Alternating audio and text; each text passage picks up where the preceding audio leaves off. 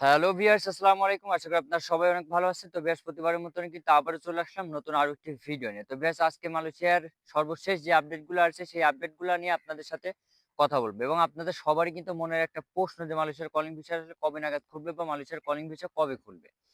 তো ভিউয়ার্স, চলুন কথা বাড়াচ্ছি না, মূল ভিডিওটা তাহলে শুরু করা যাক। তো ভিউয়ার্স, আপনারা অনেকেই আমাকে কমেন্ট করতেছেন যে ভাইয়া মালয়েশিয়ার কলিং ভিসা কবে নাগাদ খুলবে, বা অনেক এজেন্সি কিন্তু বলতেছে যে সামনের মাস থেকে মেডিকেল শুরু হবে বা কলিং পেপার অ্যাপ্রুভাল দেওয়া শুরু হবে। এটা আসলে কতটুকু সত্য এই বিষয় নিয়েও আমি আপনাদেরকে জানানোর চেষ্টা করব এবং সর্বশেষ যে আপডেটটা আছে সেই আপডেটটা আগে আপনাদেরকে জানানোর চেষ্টা করি। সেটা হচ্ছে যে মালয়েশিয়াতে সর্বশেষ যে আপডেটটা আসছে আজকে ১৫ মার্চে, সেটা হচ্ছে মালয়েশিয়ার কলিং ভিসা খোলার নিয়ে কিন্তু বাংলাদেশে কিন্তু প্রধানমন্ত্রী তারেক রহমান তিনি কিন্তু তৎপরতা কিন্তু চালাচ্ছে। এবং এই বিষয়ে তিনি কিন্তু একটা সংবাদ মাধ্যমে কিন্তু প্রেস ব্রিফিং করেও কিন্তু জানিয়েছেন যে মালয়েশিয়ার কলিং ভিসাটা আবারও কিন্তু পুনরায় রিওপেন তিনি কিন্তু বাইরের সদস্যদের সাথেও কিন্তু আসলে মিটিং করেছেন এবং মিটিং করবেন আগামীতে। যাতে মালয়েশিয়ার কলিং ভিসাটা খুব দ্রুত কিন্তু চালু করা যায় সেই লক্ষ্যেই কিন্তু তারা কিন্তু কাজ করে চলেছে। এবং আপনারা সবাই অবগত আছেন যে বৈদেশিক এবং কর্মসংস্থান মন্ত্রণালয়ের যিনি প্রতিমন্ত্রী আছেন খায়রুল, তিনি কিন্তু প্রেস ব্রিফিং করে জানাইছেন যে মালয়েশিয়ার কলিং ভিসাটা কিন্তু বেশ কয়েক বছর ধরেই কিন্তু আসলে বন্ধ হয়ে পড়ে আছে সিন্ডিকেটের কারণে এবং অনেক কারণেই কিন্তু আসলে বন্ধ। সেই কারণেই তিনিও কিন্তু জানাইছেন যে অনেক তৎপরতা কিন্তু চলতেছে মালয়েশিয়ার কলিং ভিসা খোলার ব্যাপারে। কয়েকদিন আগে কিন্তু মালয়েশিয়ান হাই কমিশন অর্থাৎ মালয়েশিয়ার পররাষ্ট্রমন্ত্রী যিনি আছেন বাংলাদেশে নিযুক্ত, তিনিও কিন্তু আ বাংলাদেশে প্রধানমন্ত্রী তারেক রহমানকে কিন্তু মালয়েশিয়ার সফরে কিন্তু আসার জন্য কিন্তু আমন্ত্রিত করেছেন এবং বৈদেশিক সমালোচনা বা কলিং ভিসা রিলেটিভ বা অন্যান্য কাজ নিয়েও কিন্তু তারা কিন্তু কথা বলার জন্য কিন্তু আমন্ত্রণ জানিয়েছেন তারেক রহমানকে।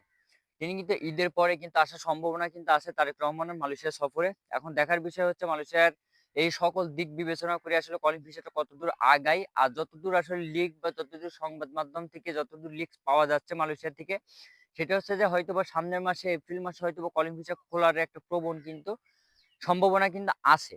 এবং আপনারা অনেকেই আমাকে কমেন্ট করতেছেন যে ভাইয়া বাংলাদেশের অনেক রিক্রুটিং এজেন্সি আসলে তারা দাবি করতেছে যে সামনের মাসে বা আগামী মাস থেকে আসলে মেডিকেল শুরু হবে। এটা আসলে কতটুকু সত্য? এখন তারা আসলে কোন প্রেক্ষিতে আসলে বলতেছে সেটা আমার জানা নাই। কিন্তু মালয়েশিয়ার কলিং ভিসা হয়তোবা খুলতে পারে, এটা সম্ভাবনা আছে। কিন্তু পুরোপুরি খুলবে বা খোলার তারিখ ঘোষণা করেছে এমন কিন্তু তথ্য এখন পর্যন্ত মালয়েশিয়ান সরকার থেকে কিন্তু এখন পর্যন্ত দেয় নাই। এমন কিছু এজেন্সি আছে বাংলাদেশে যারা আসলে প্রতারণা করতেছে, আবার এমন কিছু এজেন্সি আছে যারা আসলে স্বল্প সংখ্যক অর্থাৎ কলিং ভিসা বাদ দিয়ে স্বল্প সংখ্যক তারা কিন্তু ভিসা প্রসেসিং কিন্তু করতেছে। বিশেষ করে যে ১৮,০০০ কর্মীদের যারা আসতে পারছিল না তাদের কিন্তু ভিসা প্রসেসিং টা হচ্ছে। বাদবাকি যে নতুন কলিং ভিসাতে আসার যে ব্যাপারটা সেই ব্যাপারটা কিন্তু এখন পুরোপুরিভাবে আসলে বন্ধ বলাই চলে আরকি। ১৮,০০০ কর্মী যারা আসতে পারছিল না তাদের কিন্তু বিষয়টা কিন্তু তাদের কার্যক্রমগুলো চলতেছে খুবই ধীর গতিতে। আপনারা সবাই অবগত আছেন যে মালয়েশিয়াতে কিন্তু ফ্লাইট কিন্তু ২ টা ফ্লাইট কিন্তু মালয়েশিয়াতে আসছে ১৮,০০০ কর্মীদের। পর্যায়ক্রমে তাদের ফ্লাইট গুলাও কিন্তু আসবে, কিন্তু মালয়েশিয়ার কলিং ভিসা এখনো পর্যন্ত কিন্তু খোলার ঘোষণা কিন্তু এখনো পর্যন্ত আসে নাই।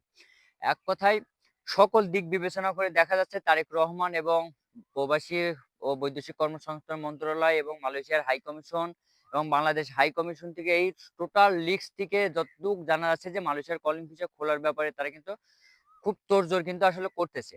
আরেকটা বিষয় কি জানেন? আরেকটা বিষয় হচ্ছে যে মালয়েশিয়ার পক্ষ থেকে আসলে কলিং ভিসাটা রিওপেন করার জন্য বা খোলার জন্য তাদের কিন্তু কোনো সমস্যা কিন্তু আসলে তারা নাই। তার কারণ হচ্ছে তারা কিন্তু গত কলিং ভিসাতে অর্থাৎ ২০২২ এবং ২৩ সালের কলিং ভিসাতে যে সিন্ডিকেট হয়েছে বা যে সমস্যার তারা সম্মুখীন হয়েছে, সেটার প্রেক্ষিতেই কিন্তু তারা কিন্তু এই পদক্ষেপগুলা নিচ্ছে যে বাংলাদেশে যে সকল এজেন্সি গুলো আছে তাদেরকে কিছু ক্রাইটেরিয়া দিয়েছিল। যে ক্রাইটেরিয়া গুলো ফুলফিল করতে পারলে আসলে মালয়েশিয়া তাদেরকে আসলে অনুমতি দিবে বা ডিমান্ড লেটার তাদেরকে আসলে দিবে। এই কারণেই কিন্তু বাংলাদেশে যেসব রিক্রুটিং এজেন্সি গুলো আছে এবং বাংলাদেশে যেসব বাইরের সদস্যরা যারা আছে তারা আসলে চাচ্ছে না যে আসলে এই শর্তগুলো মেনে মালয়েশিয়াতে কর্মী পাঠানোর। তার কারণ হচ্ছে তারা যে এই শর্তগুলো মেনে কর্মী তারা আসলে দুর্নীতি করতে পারবে না। সেই কারণে কিন্তু আসলে তারা চাচ্ছে না যে মালয়েশিয়ার কলিং ভিসাটা চালু হোক। তো সর্বশেষ যে কথাটা বলে আমি ভিডিওটা শেষ করতে যাচ্ছি সেটা হচ্ছে মালয়েশিয়ার কলিং ভিসা খোলার সম্ভাবনা আছে আগামী মাসে। এখন দেখার বিষয় হচ্ছে পরবর্তী নির্দেশনা কি আসে।